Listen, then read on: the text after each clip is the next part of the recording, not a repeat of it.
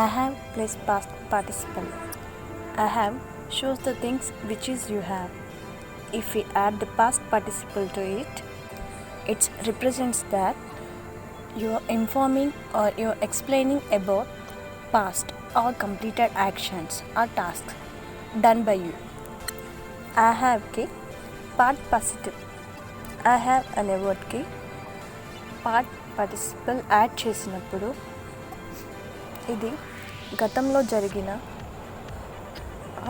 జరిగిపోయిన actions are task మీ వల్ల జరిగినటువంటి వాటిని రిప్రజెంట్ చేస్తుంది. For example, I have forgotten the programme. నేను ప్రోగ్రామ్ మర్చిపోయాను. I have read this novel. నేను ఈ నావెల్ చదివాను అని. I have cooked so many dishes for your birthday. నీ బర్త్డేకి నేను చాలా డిషెస్ కుక్ చేశాను. నీ బర్త్డేకి చాలా డిషెస్ కుక్ చేశాను. I have wrote a letter. నేను లెటర్ రాశాను. I have checked your design. నేను నీ డిజైన్స్ చెక్ చేశాను. I have selected my dress. నేను నా డ్రెస్ సెలెక్ట్ చేసుకున్నాను. I have design my own house. నేను నా సొంత ఇంటిని డిజైన్ చేసుకున్నాను. I have asked you about the class. నేను క్లాస్ గురించి అడిగాను.